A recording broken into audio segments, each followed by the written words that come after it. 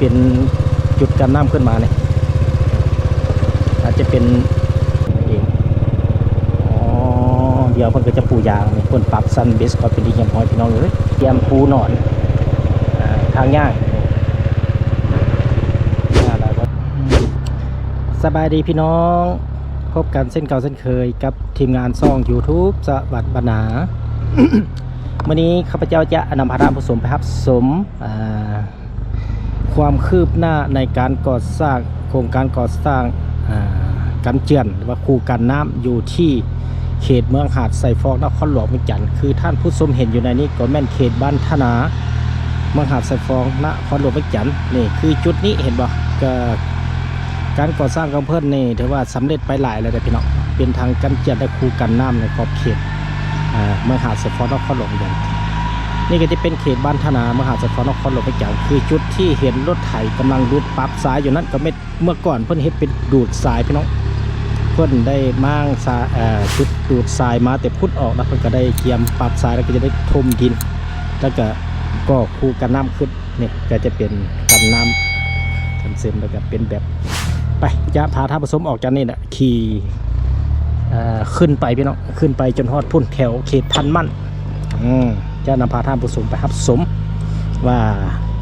จะเป็นแบบใดพี่น้องนี่ในปี2026และตอนนี้มาอัปเดตให้ท่านผู้ชมในบรรยากาศแคมป์นอกของใช้เวลาว่างๆเมื่อนี้ก็เป็นวันที่27เดือน3ปี2026พี่น้องท้ายๆเดือนละไปรับชมพร้อมกันจะเริ่มจากบ้านท่านาบ้านท่านาเมืองหาดไซฟองนครหลวงจันทร์บ้านท่านาแล้วไปจะบ้านพูนสว่างสอดบ้านไสสถานบ้านไสสถานโคกนิ้นสมพงแล้วก็บัดซุปพงกระสอดพวกนี้พันมันนี่ก็ที่ว่ามาสุดก่อนนี่ถือว่าตัวนี้เพิ่นกำลังลงดินเลย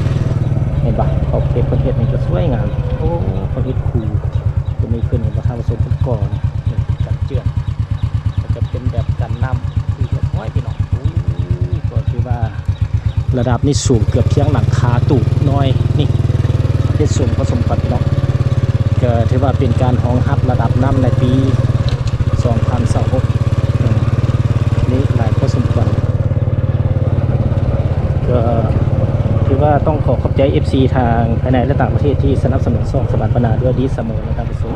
เพื่อจะได้รับวิดีโอใหม่ๆให้ท่านผู้ชมได้รับชมในตอนต่อไปพี่น้องก็ถือว่าในอนาคตนี่ถ้าว่านำบ่แห้งอีหลีบ่สูงอีหลีก็จะบ่ล้นฝั่งมาทางเบื้องนี้ละเบื้องระดับนี้สูงกว่าเกือบระดับ2 เมตรถ้าเทียบหัวตัวคนที่ปูกันน้ำคอนกรีตขึ้นมาสูงเกือบ1 เมตรนี่เทียบระดับดินที่ถมอยู่ในปัจจุบันนี้พี่น้องโอ้ถือว่าต่อไปนี่เพิ่นได้เพิ่นปูยางมาในแห้งคักได้พี่น้องแต่เบิ่งอนาคตเพิ่นปรับในนี้แล้วเพิ่นจะปูยางหรือปูคอนกรีตก็ติดตามต้นต่อไปพี่น้องก็ถือว่ารถนี่แล่นสวนทางกันไปได้เป็นทาง2 เลนเลยแหละแคมของ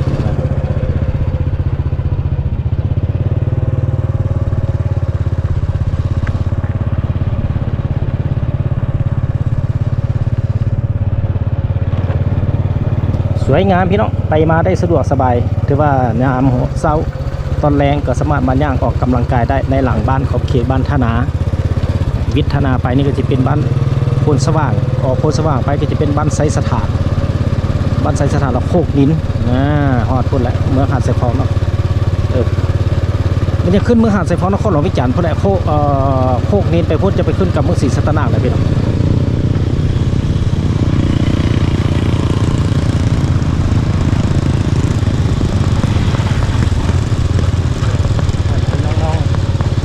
น้องๆนักเรียนเลิกเรียนมีรถ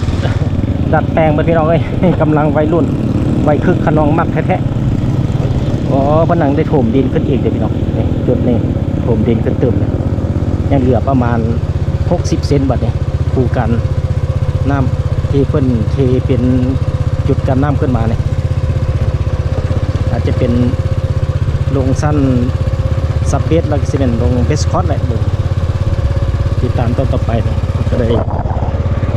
หมายเป็นที่เงียบห้อยละปรับระดับดินถือว่าบ้านของประชาชนที่อยู่ขอบเขตนี่ก็ถือว่าอุ่นใจว่าซะฮอดยามฤดูฝนมาก็ถือว่า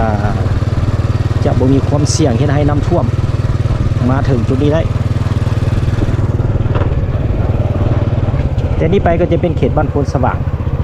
เมืองหาดไซฟองนครหลวงเวียงจันทร์พี่น้อง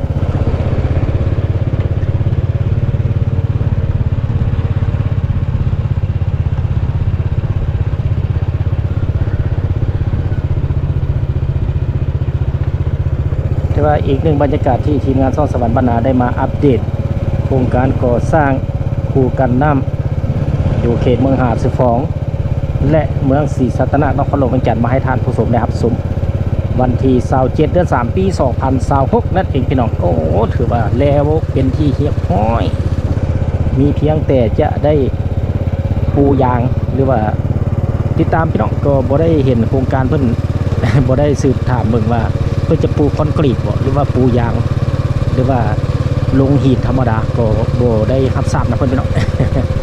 ก็มีเพียงแต่ว่าขี่รถเลาะชมตัวนี้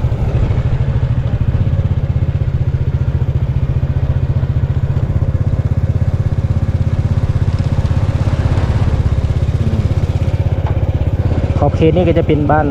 โพนสว่างเมืองหาดไซฟองนครหลวงเวียงจันทร์ก็ทางเบื้องหน้านี่ก็จะเป็นจุดปั๊มน้ำมันบอกว่าขอโทษไปเป็นอ่างน้ำประปาจีนายโมพ่นได้ใส่เงาดูดมาแต่พ่นน้ำเห็นบอกสังเกตคือว่าไปเบิ่งก่อนเป็นอะไรบ้านโพนสว่างเป็นไงเป็นอ่างน้ำประปาจีนายโมอยู่พ่นเบิ่งเป็นอะไรขอบเขตบริเวณคนใกล้ๆกันเด้อนี่โอ้คนใส่จุดปั๊มโป้มน้ำมาแต่พุ่นพี่น้องเลยมีเรือกู้ชีพเกียมพร้อมโป้มน้ำมาพุ่นขึ้นเป็นท่อขึ้นไปเข้าไปใส่อยู่ในปั๊มเพื่อเฮ็ดผลิตน้ำประปาครับใส่ประสนพุ่นจะเป็นอ่างอยู่พุ่นเขตนี้จะเป็นเขตบ้านโพนสว่างไปเบื้องนั่นไปพุ่นจะเป็นบ้านไซสถานเมืองศรีสัตนนครหลวงเวียงจันทร์ตอนนี้ข้าพเจ้าก็ได้มาอยู่เขตบ้านไซสถานเมือง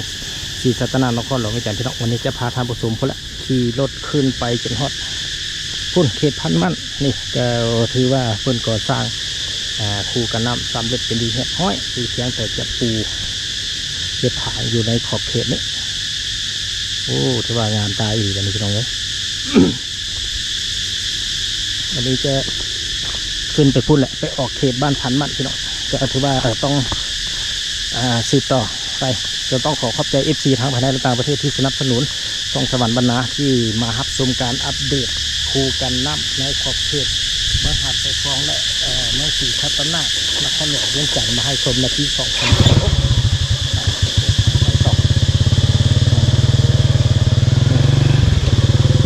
ลักๆก็จะเหลือแต่เส้นทางบัตรเพราะว่าตัวกันน้ำปูกันน้ำแล้วก็ตัวบอลกันเกียนเพิ่งก็ได้ปูตัวหนอนเป็นที่เรียบร้อยเป็นบล็อกหนอนบล็อกสี่เหลี่ยมบล็อกหนอนเป็นที่เรียบร้อยยังเหลือแต่ปั๊บแล้วก็ลงสั้นเบสคอตแล้วก็ปูยางประมาณ คือถ้าผู้ชมมาฮอดเขตเบื้องนี้ก็จะเป็นบ้านไซสถานเมืองศรีสัตนนครหลวงเวียงจันทร์พี่น้อง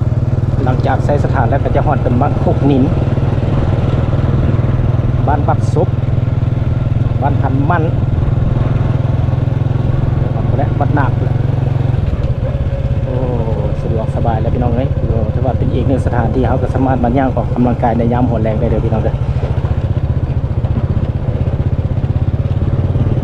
บ้านโคกนินจอมแจ้ง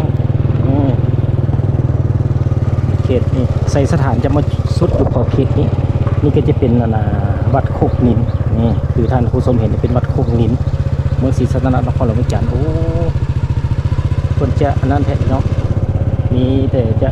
ผู้ยางเพราะว่าเห็นเพิ่นลงเบสคอตเนี่ยสังเกตเบสคอตก็คือว่าสั้นหน้าทางอะไร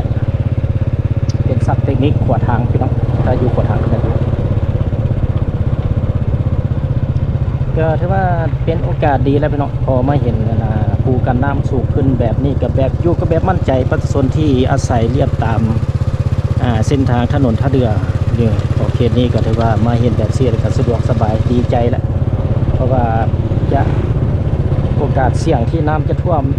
มาทางวันนี้นี่บ่มีแล้วเพราะว่าเฮ็ดคูสูงประมาณนี้เพราะว่าเพิ่นก็ได้มีการเก็บกำปริมาณ ระดับน้ำในแต่ละปีเพิ่นจริงออกแบบมาเฮ็ดสูงในระดับนี้ที่เห็นเองอ๋อเดี๋ยวเพิ่นก็จะปูยางนี่เพิ่นปรับซันเบสก่อนเป็นดีเยี่ยมห้อยพี่น้องเลย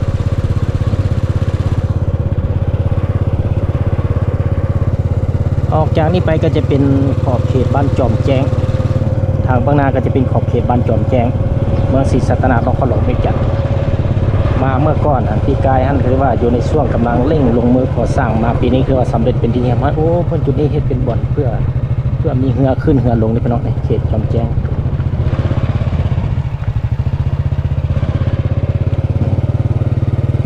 ถือว่าเพิ่นก็ได้เฮ็ดเป็นวัดบ้านจอมแจ้งเมืองศรีสัตนานครหลวงเวียงจันทร์นี่อยู่จุดนี้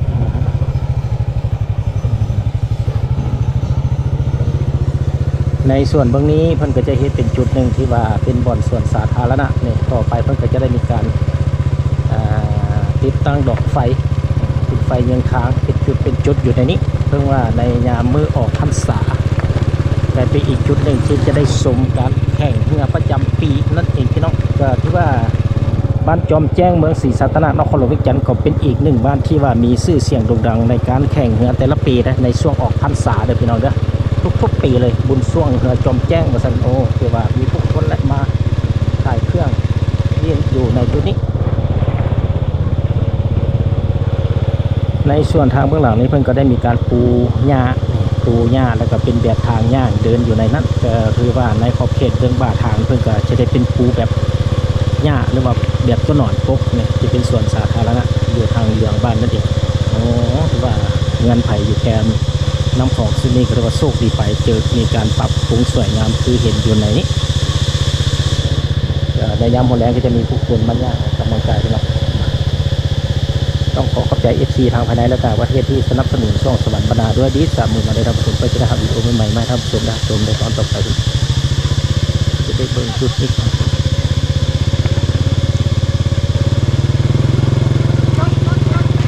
ก็ถือว่าโอ้เป็นจุดนี้นะเพิ่นจะเฮ็ดเป็นแบบสวนสาธารณะนะครับเบิ่งจักหน่อยนี่เป็นปั๊บนี่ตัวนี้จะเป็นแบบทางย่างปูต้นนอนแบบทางย่าง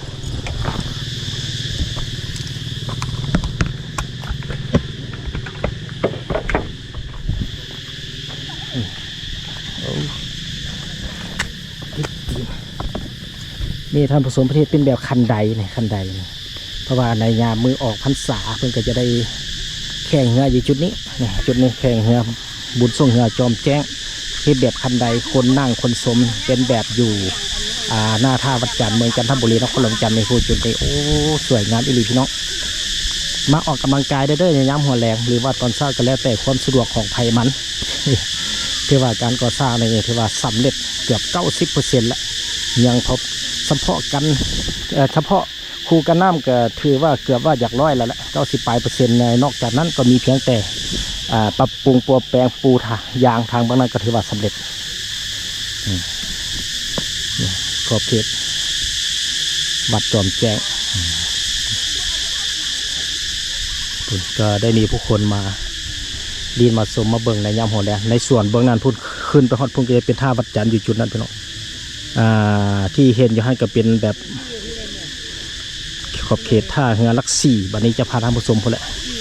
ขึ้นไปฮอดพุ่นขึ้นต่อไป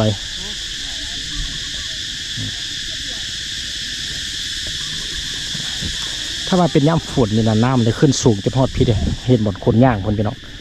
ทุกปีฮอดบ่อนคนย่างนะล้นมาฮอดพี่เพราะว่าในมื้อออกพรรษาก็ประมาณนี้จะมีคนแข่งเรือจุดนี้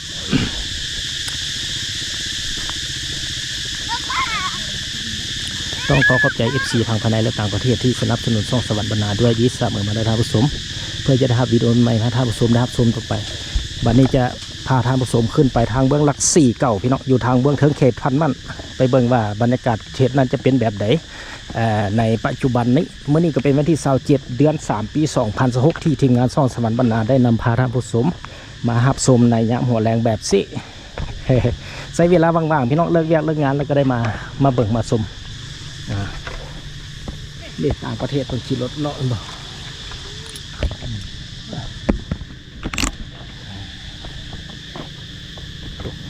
ต่างประเทศพาลูกมาเลาะเพิ่น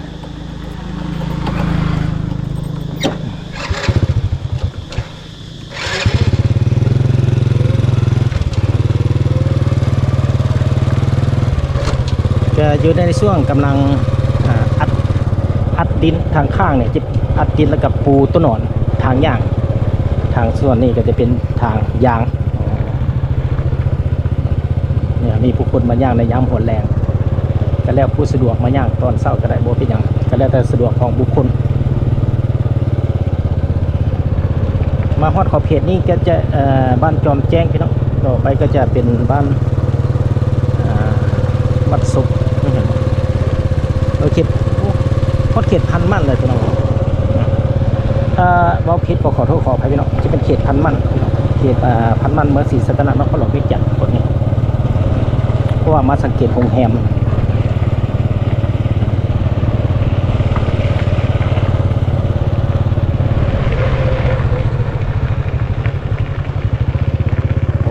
ส่วนมอนนี่พี่น้อง เขตบ้านส่วนมอนเมืองศรีสัตนนครหลวงวิจันทร์พี่น้องก็ต้องขอโทษขอไว้เขตนี้จะเป็นเขตบ้านส่วนมอนอยู่เด้อเพราะว่าเห็นป้ายเงินอยู่ทางนี้อาศัยป้ายเด้อพี่น้องเอ้ยถ้าว่าบ่เห็นป้ายก็ถือว่าเว้าผิดไปซั่นเขตบ้านส่วนมอนนี่กายพันมันจะกายส่วนมอนไปแล้วก็สิเป็นบ้านวัดศพบ้านวัดศพแล้วจะเป็นพันมันเขตนี้จะเป็นส่วนมอนอยู่พี่น้องก็ถือว่ายังเพียงแต่จะปูยางแล้วได้บัดนี้พี่น้องเบิ่งเพราะว่าขอบทางเพิ่นก็เฮ็ดอัดแน่นเตรียมปูหนอนทางย่างแล้วตอนนี้ก็ปูยางสำเร็จต้องขอขอบใจ FC ทั้งภายในและต่างประเทศที่สนับสนุนช่องสวรรค์บรรณาด้วยดีเสมอมาเด้อท่านผู้ชมเพื่อจะได้รับวิดีโอใหม่ๆมาให้ท่านผู้ชมได้รับชมในตอนต่อไปพี่น้องก็ถือว่าอีกหนึ่งบรรยากาศที่ได้นำพาท่านผู้ชมมารับชมพร้อมกันในขอบเขตนี้ก็จะเป็นเขตวัดศพเมืองศรีสัตนนครหลวงวิจันทร์วัดศพกายวัดศพไปก็จะเป็นพันมันวัดศพก็คือว่านี่ก็ยังเห็นผู้รับเหมาที่อยู่ในช่วงกำลังก่อสร้างทอดจุดใดก็นอนอยู่จุดนั้น